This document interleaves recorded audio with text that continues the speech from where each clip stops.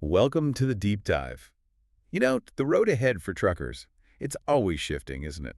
One minute is smooth sailing, the next, you're dodging potholes. Absolutely. And yet, through all that, you drivers are out there. You're keeping everything moving, keeping America supplied. It's incredible work. It really is.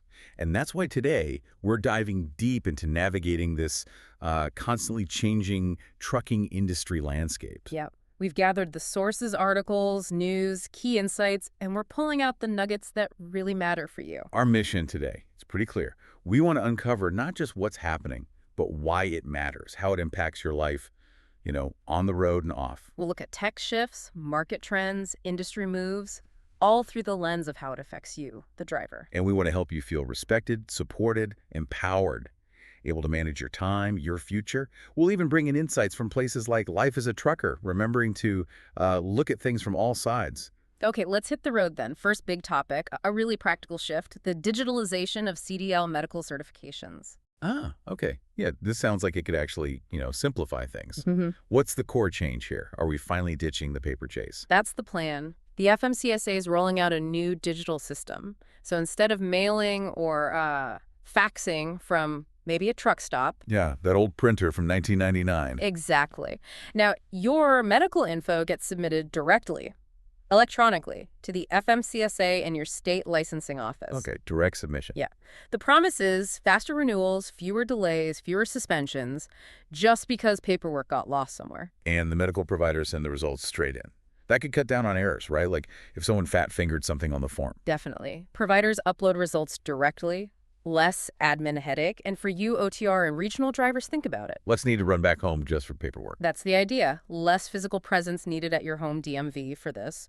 So, less downtime, more drive time. Okay, that sounds good on paper. But, with any big government tech shift, Yeah. what are drivers saying? Cautious. Cautious optimism is a good way to put it. Yeah. Yeah. Drivers definitely welcome less DMV hassle.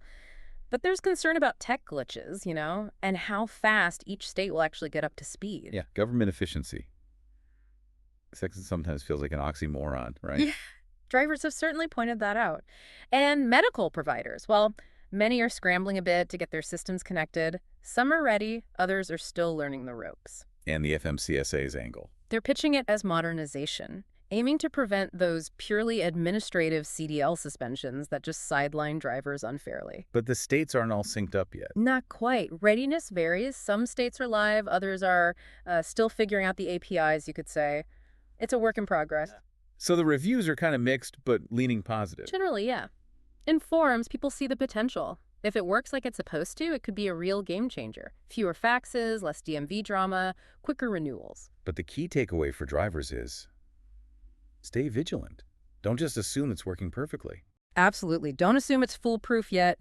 Double check your MedCert status online, on the portal. Ask your examiner directly, hey, are you submitting this electronically now? And keep a backup. Always. Keep a digital copy on your phone, in the cloud, whatever, just in case. This change, ultimately, it's about saving your time, preventing headaches, a real step toward making life on the road a little bit easier.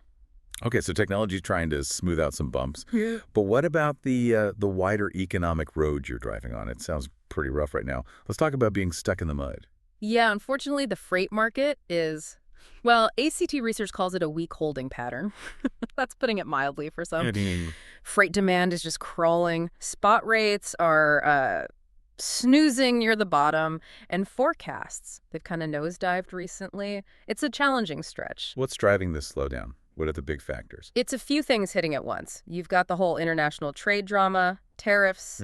That means fewer goods coming in, fewer going out, fewer loads to haul, basically. Like playing poker when someone keeps changing the rules. Exactly. Plus, U.S. GDP forecasts got slashed.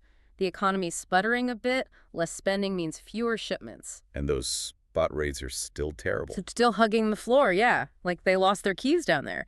So even when you find a load, the pay is low.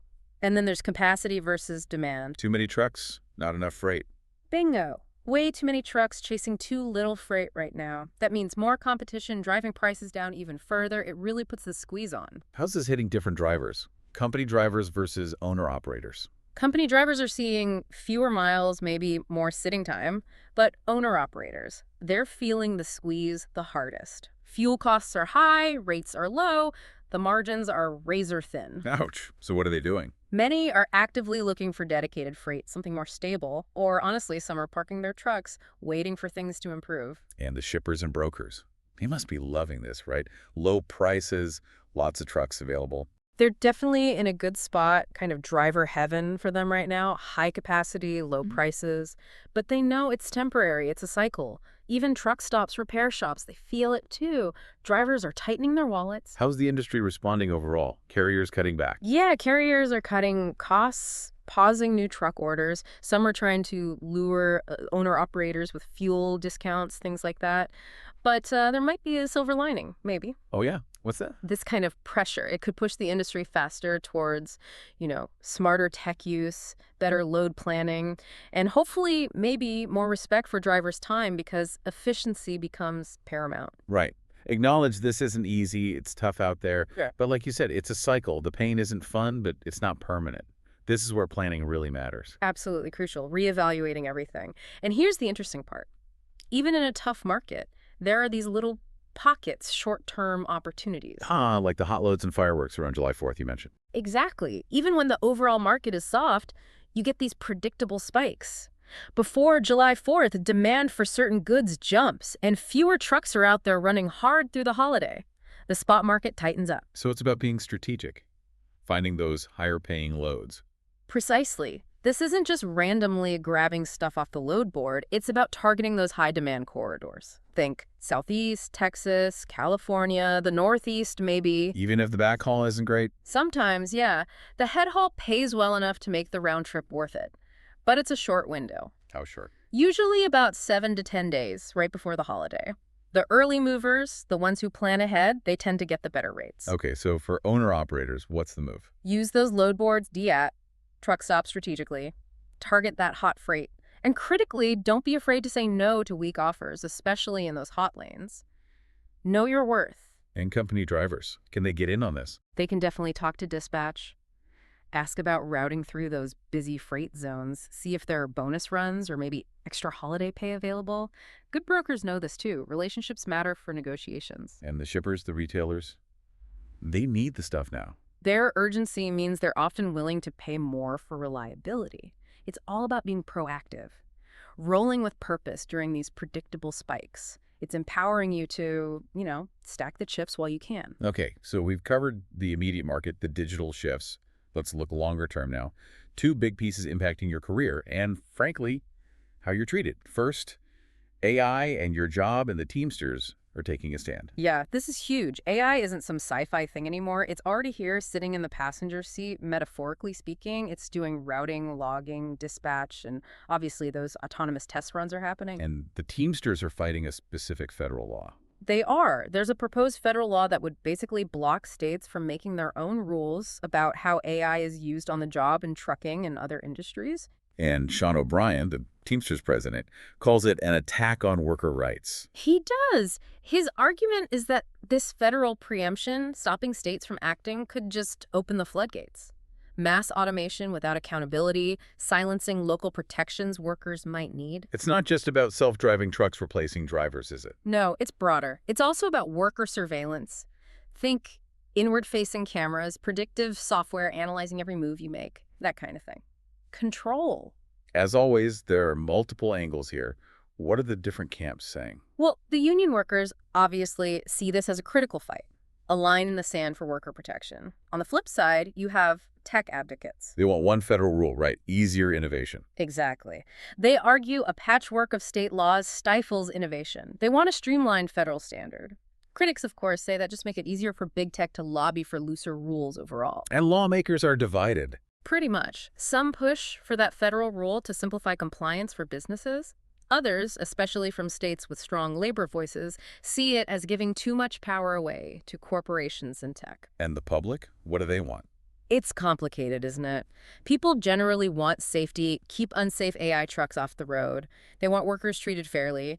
But they also want cheap goods and fast delivery. It's a tough balancing act. So for you, the driver listening right now, this fight is really about your freedom and your future. Absolutely. If states can't step in to protect against AI overreach, the power shifts dramatically towards automation and algorithms making decisions about you, maybe even instead of you. You really need to pay attention to this stuff. Today it's laws, tomorrow it could be your job, your rights, maybe even your replacement. It's a serious long-term issue. Yeah. But let's shift to something more positive, a sign of investment.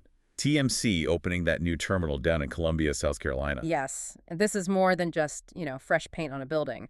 This expansion by TMC in Columbia, it signals growth, opportunity, and hopefully better working conditions. Why Columbia? What makes it strategic? Columbia sits right at a key crossroads. Think Atlanta, Charlotte, the I-95 corridor.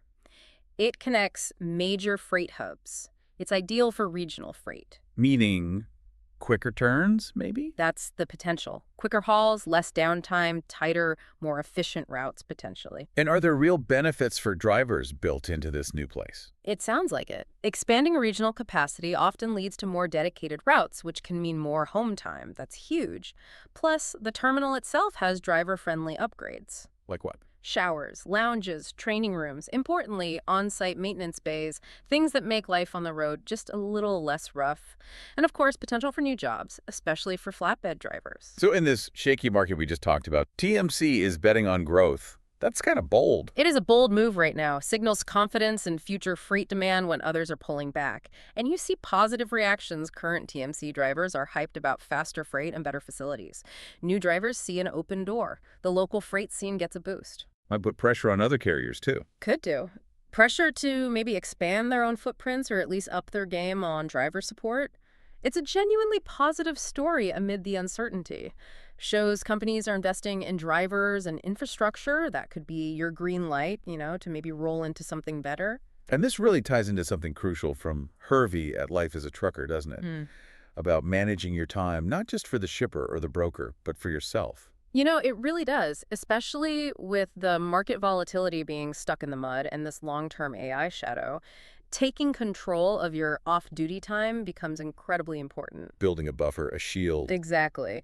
Hervey really emphasizes learning new skills, maybe building online income streams. It acts as a cushion, protection against the ups and downs of freight rates, the economy. Gives you more control over your own future. That's the goal. Recurring online income means more security. It helps you retire when you decide to. It offers protection, or at least softens the blow, if your main trekking income takes a hit. You can find tips on this at lifeasatrucker.com and specific guidance, even training on AI tools you can use at retirefromtrucking.com. It's about protecting yourself. Okay, all these changes, tech, market, AI, they all come down to impacting one thing. You, the driver. Sure. The person behind the wheel. Yeah. And it feels like it's about time the world really sees that person. Which brings us to the Driven documentary. Ah, yes. Driven, this docuseries, it's raw. It's real. Yeah. Unfiltered look at trucking. It shows the late nights, the breakdowns, the waiting, and yeah, sometimes feeling like just a number. It's got that, grease under the fingernails feel to it. It's like it's really humanizing the industry, going beyond the stereotype. That's its biggest strength, I think. It shows truckers as people, real people who laugh, cry, vent, hustle. It gets into the personal stuff, too. Right. The busted relationships, the financial stress, sleep apnea, mental health struggles. You see fathers missing their kids' first steps, mothers FaceTiming from a rest stop, drivers just battling crushing loneliness out there. And it doesn't gloss over the tough parts of the job itself. No sugarcoating. It's honest about the often poor pay, the incredibly long hours, and yeah, how dispatch sometimes seems to forget you're human. If you've been out there, you're going to see yourself in Driven. It resonates. So the truckers are the stars, telling their own stories. They absolutely are, sharing stories that hit hard because they're just so real. And you see the families, too, showing the other side, missed holidays, the mental toll it takes on everyone. Even some dispatchers share their side. You see the bureaucracy, but maybe some empathy, too. That's pretty rare, isn't it? Media actually listening to truckers. It really is. Driven feels like a rare gem in that sense. It actually listens. And the response from drivers, overwhelmingly positive. The realest thing ever put on screen is what you hear a lot. How are companies reacting? Maybe not all thrilled. Some are probably not thrilled, no. But, some of the more progressive carriers, they might actually see this as a needed wake-up call. The bottom line here, for you listening, is truckers aren't asking for pity, right? Just some recognition, some truth. Exactly. A little recognition, a little truth that goes a long, long way. Driven gives truckers something that's often in short supply in this industry: respect. It's more than just a TV show, it's a shout out, an acknowledgement of the backbone of America. It helps you feel seen, Yeah. validates the daily grind, the sacrifices, reinforces that trucking isn't just a job, it's a life, a hard one, a proud one, and a worthy one.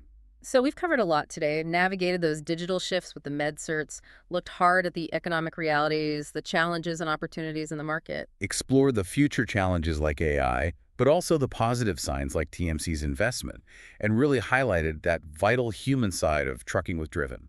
You've heard about ways to maybe streamline things, strategies to weather the storms, and that crucial fight for your rights and future. Look, the road ahead. It's always going to have curves, unexpected detours. That's trucking. But if you understand the landscape, if you adapt, if you focus on your own well-being, your own future, you can definitely thrive, not just endure. Remember, your skill behind that wheel is invaluable, but so is your power to shape your own future, managing your time, building a life that serves you on your terms. That's key. So here's a final thought. In an industry that's always in motion, where machines sometimes seem like they want to take the wheel, Yeah. what does it truly mean to drive your own destiny? Yeah. How can every single mile you log today actually contribute to the freedom, the future that you're seeking tomorrow? Something to think about.